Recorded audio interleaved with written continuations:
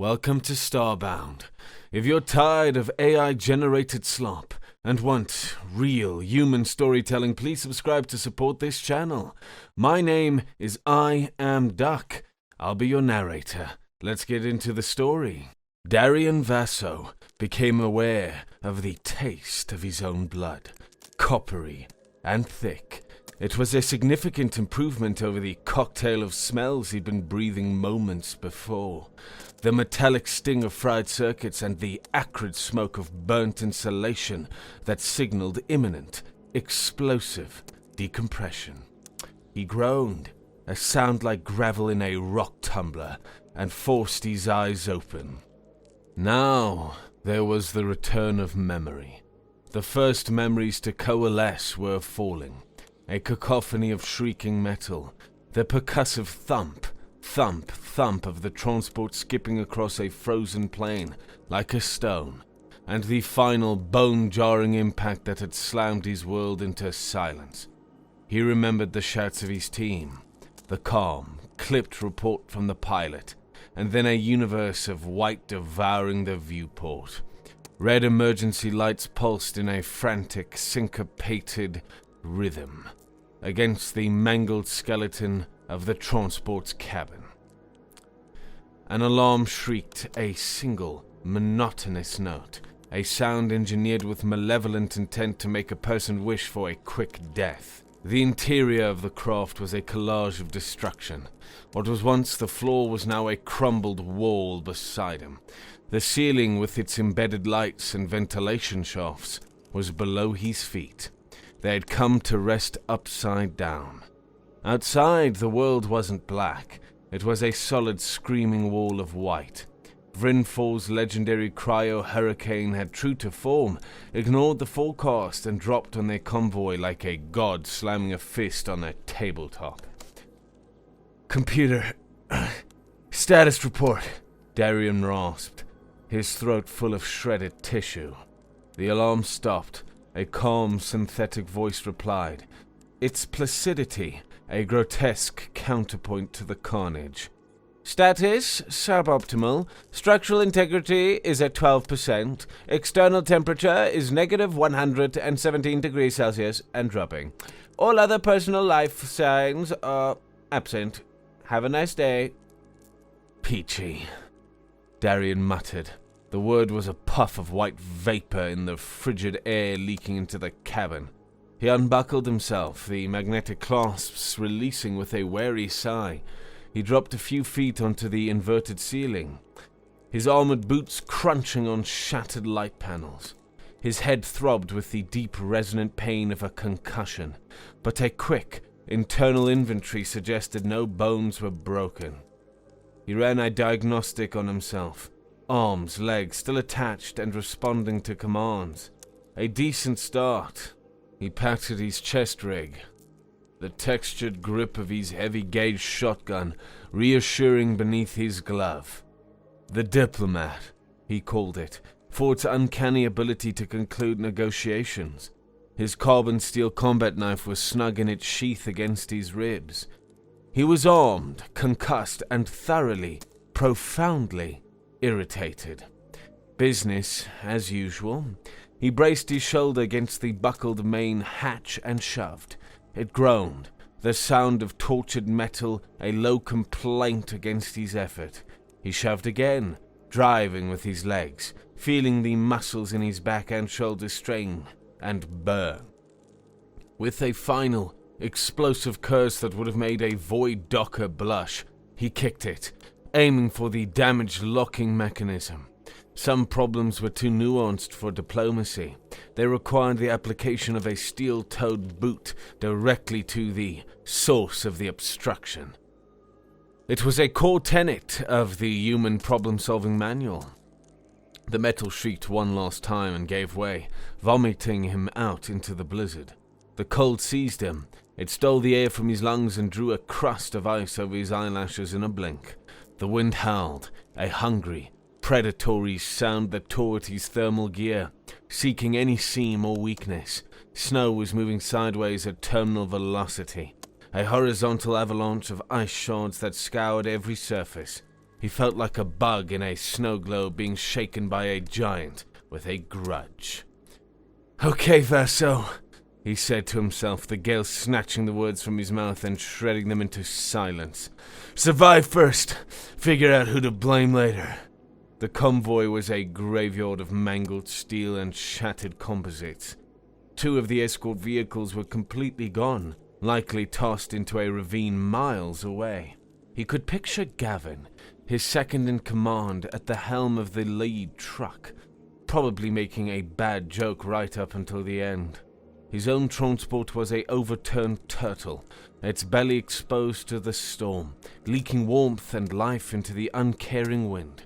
But the diplomatic vehicle, the one that mattered, the one carrying the entire reason for his ill-fated journey, was still visible.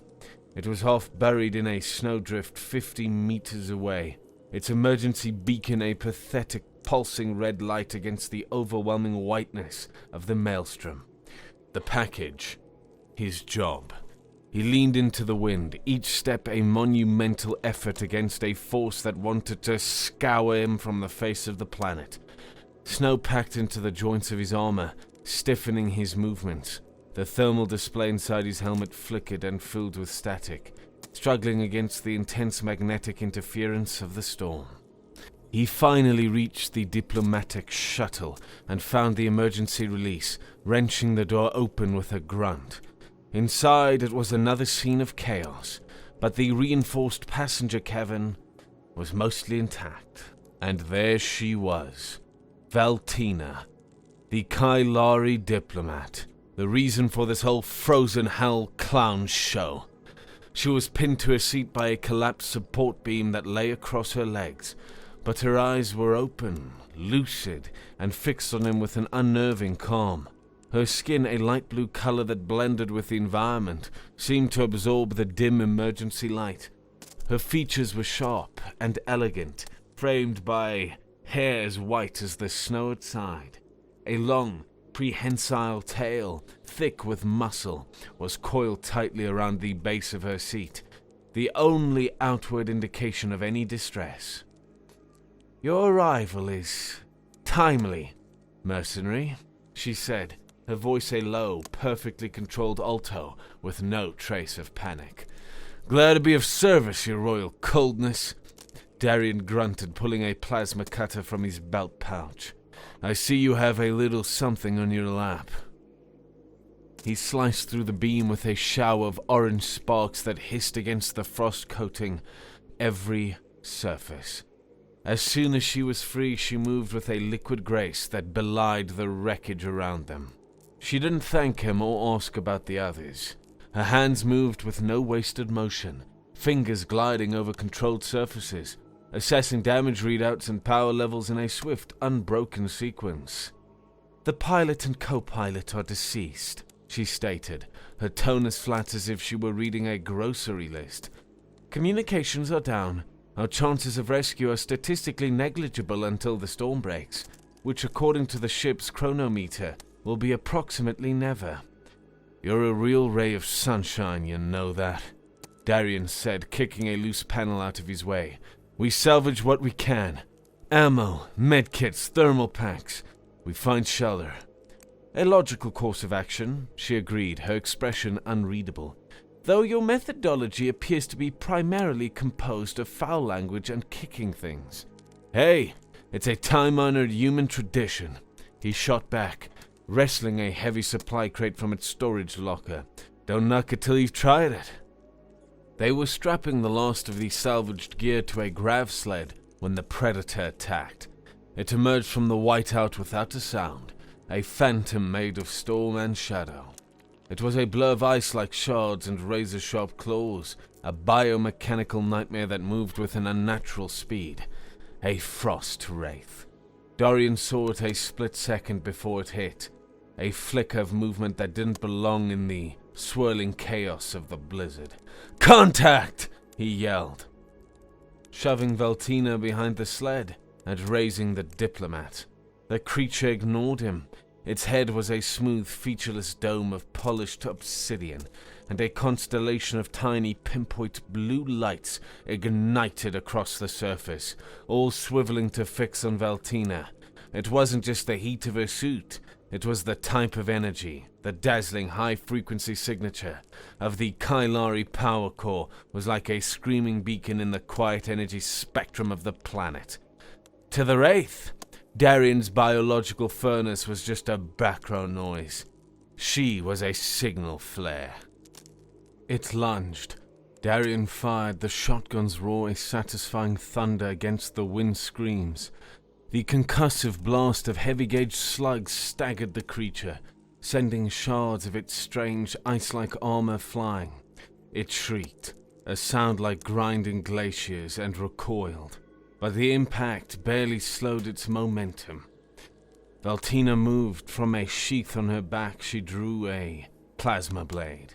It ignited with a soft hiss, casting a brilliant blue light that cut through the gloom. In that instant, she was no longer a diplomat. She was a dancer of death. The wraith swiped with claws that could shear through armor plating. She flowed around the attack, her blade a blue smear in the blizzard. It met the creature's armored limbs not with force, but with timing, scoring deep molten lines across its vulnerable joints. They fell into a brutal rhythm. Darian was the thunder, his shotgun blast acting as a battering ram, keeping the creature off balance, shattering its limbs and forcing it to regenerate. Valtina was the lightning, her blade striking with surgical accuracy at the creature's joints, severing tendons of pure energy that held its icy form together. They fought back to back, a chaotic human brawler and a graceful alien assassin. A perfect fusion of brute force and lethal elegance. The wraith was relentless. It took another shotgun blast to its torso, shrugged it off, and lunged for Valtina again. Its claws raked across her chest plate, the sound of metal on the strange armor screeching through the storm. She didn't falter. With a final fluid motion, she spun under its guard and drove her plasma blade up through its core. The creature convulsed. The constellation of lights on its head flickered and died. It collapsed into a pile of twitching ice-coated components that quickly sublimated into the raging storm. Darian put a final shell into its head for good measure. "Stay down," he growled. Valtina stood over the dissipating corpse, her blade still humming. A tremor, almost imperceptible, ran through her. Darian saw it. He also saw the deep gouges in her chest plate, right over her suit's power core. A small diagnostic light was blinking a frantic, angry red before it sputtered out. The brilliant blue glow of her suit's internal heating system flickered, wavered, and died. The effect was instantaneous and terrifying. "Its biology is rudimentary," she said, her voice tight, forced. She was trying to maintain control, to analyze the threat even as her body betrayed her. "The morphology suggests it is a juvenile, a broodling." Before Darian could process the horrifying implication of that they'd just killed something's child, she stumbled.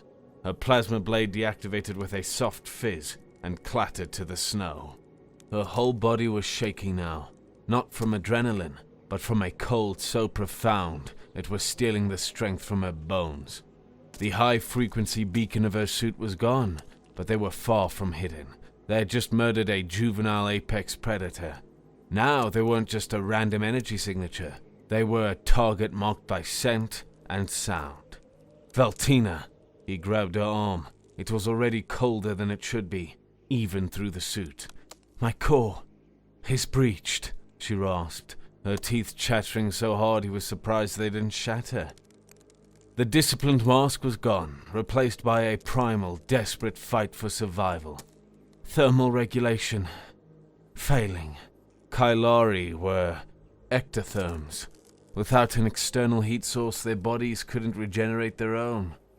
Her advanced suit was her life support, and it was broken. On a planet where the air itself was cold enough to freeze nitrogen, that was a death sentence. "No!" Darien said. The word was a flat, absolute negation of reality. He wasn't losing his package. He wasn't losing her. Not on my watch. He half dragged, half carried her behind the bulk of the wrecked transport, using it as a windbreak. She was on her knees, shaking violently, her lips already tinged with blue. He didn't hesitate. There was no time for debate, no room for propriety. There was only the cold and the dying woman in front of him.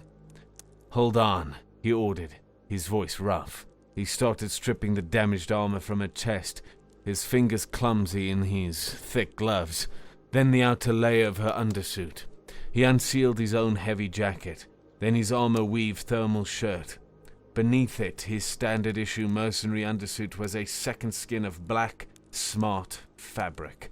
He slapped the emergency heat shunt control on his wrist. The suit, designed to keep a soldier from freezing if their outer gear was breached, diverted all non-essential power to the torso's thermal regulators. His chest and back began to glow with a faint heat, steam pouring off him into the Arctic fury, a visible aura of life-giving warmth. He grabbed the emergency thermal blanket from his pack, the foil crinkling in protest. No alien survived the ice storm alone. It was a known fact. A grim warning whispered in spacer bars across the galaxy.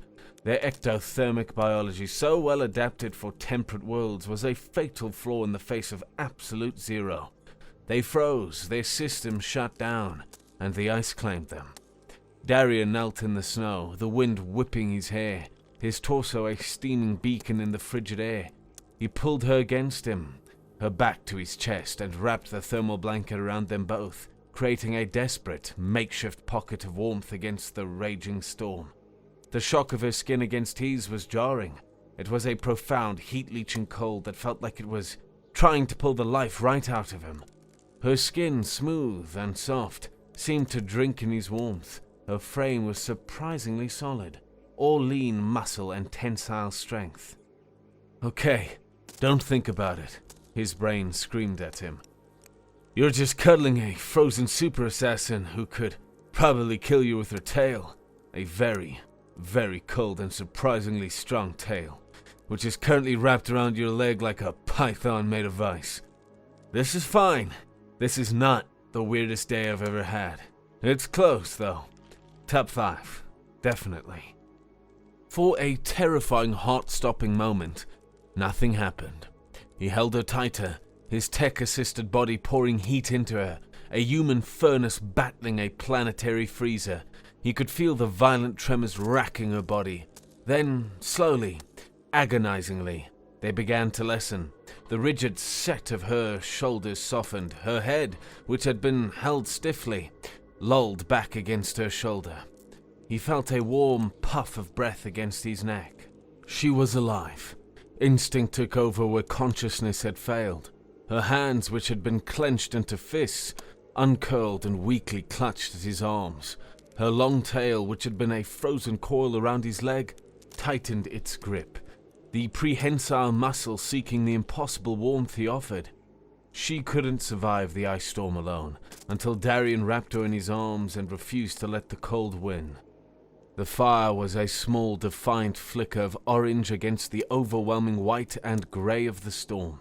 Darien had managed to rig a shelter using a warped hull plate from the transport and get a high-energy plasma torch going. The concentrated beam aimed at a pile of scrap metal generated a bubble of tolerable warmth. It wasn't much, but it was enough to keep the immediate area from feeling like the inside of a cryo chamber. Valtina sat on the other side of the fire, wrapped in a spare set of Darien's thermal gear. The clothes were ridiculously oversized on her slender frame, the sleeves rolled up multiple times. She was sipping a steaming mug of nutrient paste, her movements slow and deliberate. The violent shivers were gone, but a deep-seated cold still clung to her.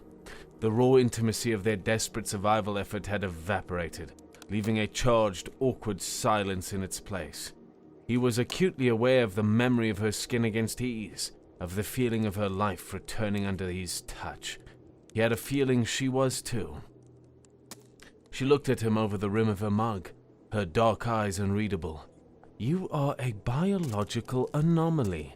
"Yeah, I get that a lot," Darian said, poking the glowing scrap with a metal rod. "My last performance review mentioned my anomalous disregard for authority." "I am serious," she said, her tone level. "Even with your technology, your species' endothermic efficiency is remarkable. You generate a constant, significant thermal surplus. Most species consider that a gross waste of energy." "We call it not freezing to death," he quipped. "It's one of our hobbies, right up there with complaining and inventing new ways to deep-fry food." She didn't smile, but he saw something in her eyes. Respect, curiosity, annoyance. With her it was hard to tell. She put down her mug and came around the fire, kneeling in front of him. She held up a med scanner. "You have a laceration on your side," she stated. "From the broodling's claws. You were bleeding." He'd barely noticed the stinging pain, too focused on her survival. He lifted his arm and she carefully peeled back the torn fabric of his undershirt. Her touch was clinical now, professional, but it sent a jolt through him all the same. He watched her work, her long, graceful fingers applying a biocatalyst patch to the wound. The faint alien scent of her skin reached him, clean and sharp, like cold stone and wind. "Thanks, Doc," he mumbled when she was done. "Reciprocity," she said simply, returning to her side of the fire. "You saved my life. I patched a minor wound. The debt remains, significantly in your favor." He grunted. "Forget the debt. We need a plan. That thing you called a broodling. That implies there's a bigger, angrier mommy out there somewhere. We're sitting ducks here." "Agreed," she said, her gaze sweeping over the blizzard. "There is one possibility. Pre-mission intelligence mentioned a Wayfarer's Science Dome, an automated research station. It was abandoned decades ago. According to the map, it's about 30 clicks northeast of our position." "A day's hike through this nightmare," Darian finished. "With the pissed-off monster hunting us because we killed her kid? Sounds like a vacation." "It is our only viable option," she said. "The dome will have power, shelter, and possibly a long-range comms unit." Darian looked at her, huddled in his oversized clothes, still looking fragile despite her deadly competence. "All right, Ice Queen," he said, forcing a grin. "Let's go see a man about a dome." The trek was a special kind of hell.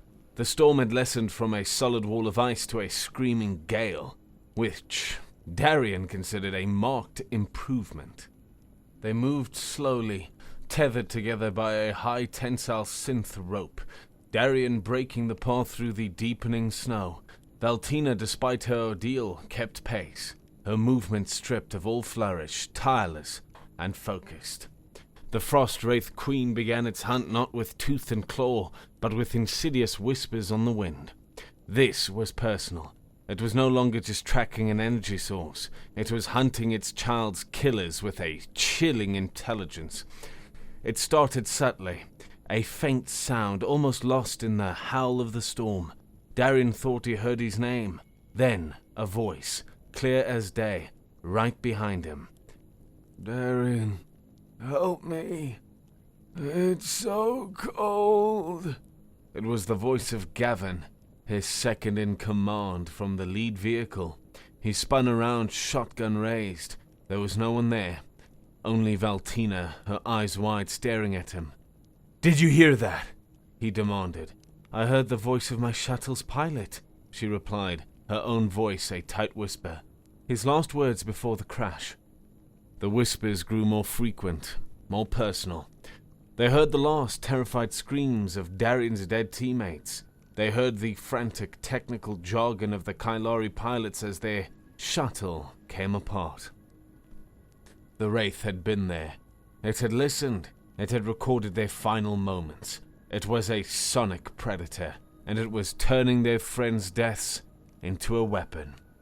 This was more than mimicry. Darian realized with a cold dread. This was intelligence. This was malice. The worst came when he heard his own voice, a perfect, chilling replica, whisper in Valtina's ear. She's slowing you down. Leave her. Save yourself. He saw her flinch, her hand going to the hilt of a combat knife at her belt. He stopped, grabbed the tether and pulled her close, forcing her to look at him through the driving snow. That's not me, he said, his voice loud and firm over the wind. It's the monster. It's trying to break us apart. Her expression was a mask of cold logic, but he could see the fear in her eyes. A sound tactical approach. We need a system, he said, thinking fast. A check, a passphrase, something only we could know. He thought for a second. Okay, if you think I'm a mimic, you ask me, what's the diplomat's policy? And your response? Aggressive negotiations. She nodded slowly. And if I am the one compromised, I'll ask, what's the first rule of Kailari diplomacy? A ghost of a smile touched her lips, sharp and fleeting. Avoid messy entanglements with primitive barbarians. Close enough, Darian grunted. Let's move. They pushed on, the phantom voices of the dead trailing them through the snow. A constant, chilling reminder that they were not alone, and they were being hunted with a cold, calculated fury. The Wayfarer's Science Dome was a monument to hubris, a massive geodesic structure half swallowed by a glacier. It loomed out of the whiteout like the skull of some forgotten god. It should have been their salvation. Darian's gut told him it was a tomb. The external door controls were smashed, the panel ripped open by immense force. The heavy blast door itself was slightly ajar, a dark invitation into the station's silent interior. Looks like the welcome mat is out, Darian muttered, chambering a fresh shell in the diplomat. They slipped inside. The air was still and frigid. The silence, a stark contrast to the storm's endless howl. Emergency lights cast long, distorted shadows down a wide corridor. The place was a wreck. Frozen bodies of researchers were scattered about, their faces locked in masks of terror. The walls were covered in deep, gouging claw marks. They took a few steps into the main corridor, their boots crunching on frosted flooring. Behind them, the heavy inner door slid shut with a deafening clang of finality, plunging them into near darkness. Darian spun around, his weapon light cutting a beam through the gloom. The door was sealed tight. Valtina was already examining the ruined external panel, her expression grim. She then turned her gaze to the sealed inner door. We were not seeking shelter, she said, her voice soft and dangerously calm. Darian finished the thought, a cold dread washing over him. We were being herded. They were trapped, locked inside a frozen crypt with the thing that had killed everyone here. The hunter had its prey in a cage. The hunt began. The frost wraith queen was patient. It toyed with them, its heavy footsteps echoing from distant corridors, its claws scraping against metal walls just out of sight. It drove them deep into the dome, through labs filled with shattered equipment and barracks where frozen crew members still lay in their bunks, their expressions peaceful until you saw the frozen terror in their eyes. They were forced to hide in a tight maintenance vent, a claustrophobic crawl space, barely wide enough for one person. Darian went in first, then helped pull Valtina in after him. They were pressed together in the absolute darkness, a tangle of limbs and gear. Her back was flush against his chest, his arms bracketing her. The cold of the station was starting to seep back into her bones, and her body was instinctively leeching warmth from his. He was acutely aware of every single detail. The quiet, controlled sound of her breathing next to his ear. The solid, reassuring weight of her body against his. The unexpected strength in her tail as it gripped his leg, partly for balance, partly for the precious heat. He could feel the tension in her muscles. the rigid discipline holding back a primal fear. "You're thinking very loudly," she whispered, her voice a ghost in the dark. "Just running the numbers," he whispered back, "trying to calculate the exact percentage of screwed we are. It's a big number. We may need to invent new mathematics. Your constant levity in the face of annihilation is perplexing." "It's a human defense mechanism," he said, his lips close to her ear. "We laugh at the abyss. It pisses the abyss off, which is a small victory, but you take what you can get." She was silent for a long moment, then a soft whisper. "My people have no equivalent mechanism. We face the abyss with logic and discipline." "How's that working out for you right now?" he asked, his voice gentle. He felt her relax against him, just a fraction, a small surrender. "The results are inconclusive," she admitted. In the darkness, pressed together, the witty banter felt different. It was softer, more revealing. The tension between them was no longer just about survival. It was protective, it was intimate. He was her furnace, her shield, and the thought of anything happening to her ignited a cold, hard rage in his gut that had nothing to do with a mercenary contract. They found the nursery, in a large biolab at the heart of the dome.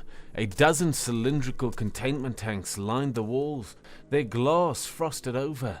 Inside, suspended in murky cryo-fluid, were smaller, half-formed shapes, immature wraiths, twitching with nascent life. Valtina breathed a soft curse in her own language, her hand going to her knife. "It's not just a hunting ground," Darian said, the grim realization dawning. "It's a nest. The big one isn't a hunter. It's a queen." The broodling they had killed outside wasn't a scout. It was one of her children, and they had just walked into a hatchery. As if on cue, the glass on the nearest tank cracked, then another, and another. A high-pitched chittering filled the air as the swarm of smaller, half-formed mimics broke free. They were smaller than the first one, more erratic in their movements, but there were dozens of them. A tide of claws and fangs surged towards them. There was no room for strategy, no time for complex tactics. It was pure chaotic survival. Darian opened up with the diplomat, each blast tearing through 3 or 4 of the smaller creatures, but they just kept coming. Valtina was a whirlwind of motion beside him, her combat knife a silver blur, her long tail whipping out to trip and stun the creatures, clearing space for her to strike. They fought their way through the swarming brood, back to back, a desperate island in a sea of screeching horrors. They were being overwhelmed, driven back towards the lab's rear exit, a heavy door marked reactor core. They slammed the reactor room door shut just as the swarm crashed against it. Darian jammed a metal strut under the handle, buying them a few precious seconds. The room was vast and cylindrical, dominated by the station's dormant fusion reactor, a colossal sphere of pipes and conduits. Gantries and catwalks crisscrossed the space high above. They were cornered. Valtina was shivering again, the borrowed gear not enough to fight off the deep chill of the dome. Darian was breathing heavily, his shotgun hot in his hands, his ammunition running low. They couldn't keep running. Valtina moved past him, her eyes scanning the room until they landed on the main reactor control console on a gantry 50 feet up.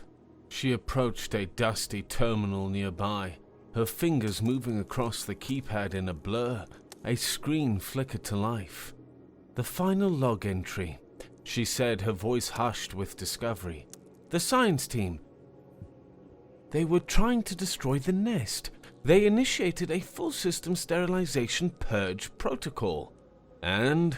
Darian prompted, watching the door buckle under the swarm's assault. "The main capacitor bank failed to achieve a full charge before they were overrun," she finished, looking up at the console.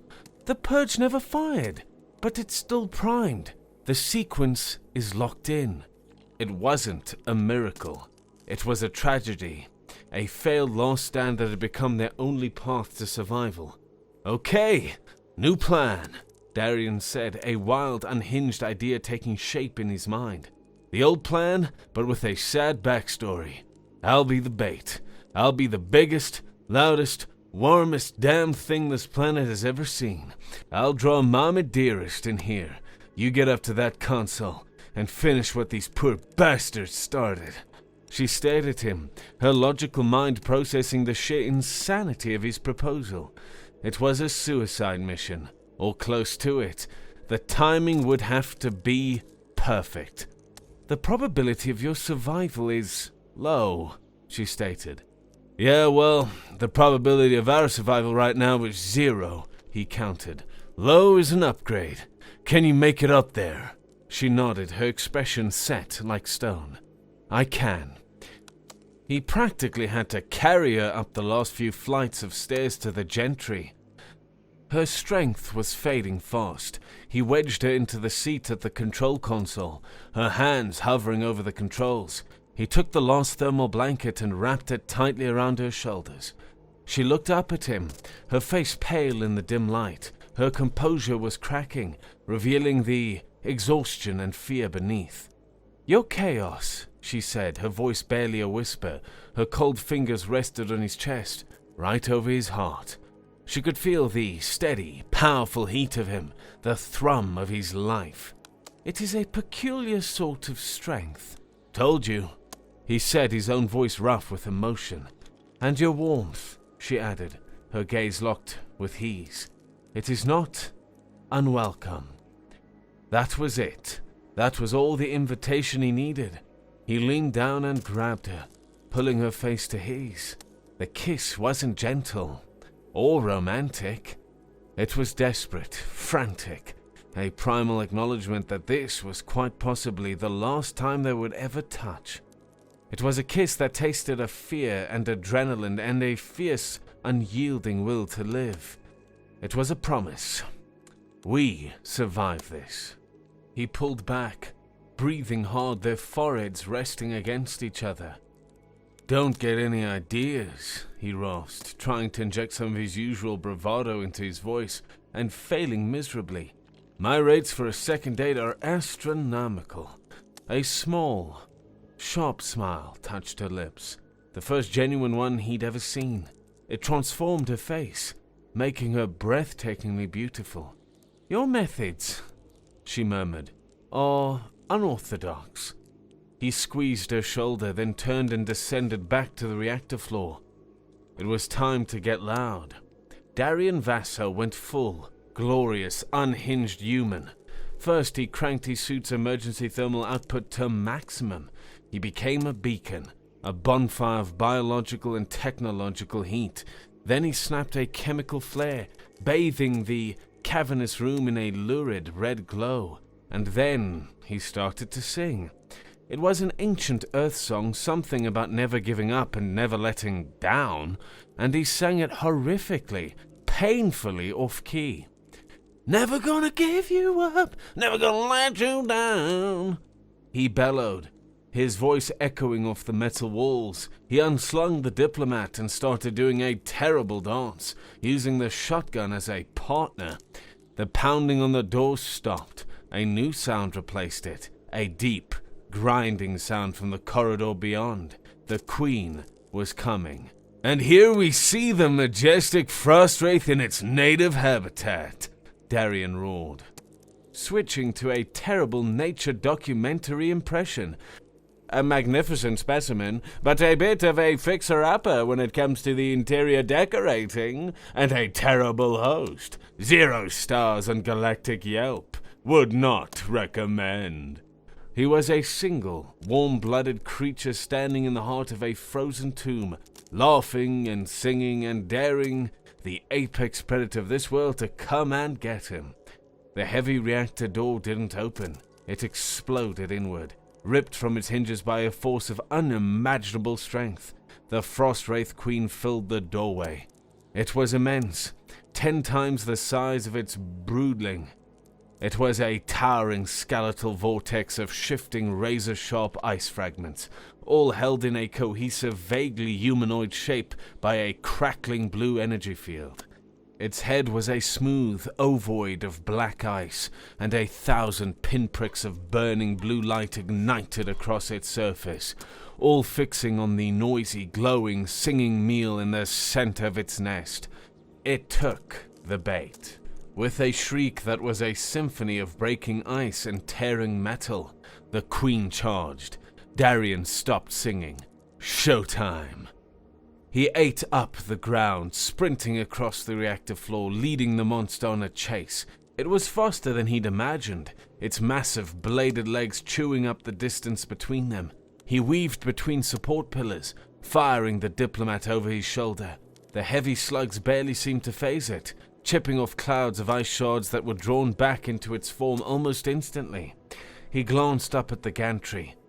Valtina was a statue of pure willpower, her finger hovering over the purge button, her eyes tracking his every move. He had to lead it right under her.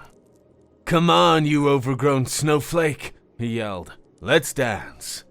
He skidded to a halt in the dead center of the room, directly under the control console. He turned, raised his shotgun, and fired his last 2 shells directly into the queen's face. The blast did nothing but infuriate it. It reared up, its claws spread wide, ready for the killing lunge. Darian looked up at Valtina and gave her a sharp, definitive nod.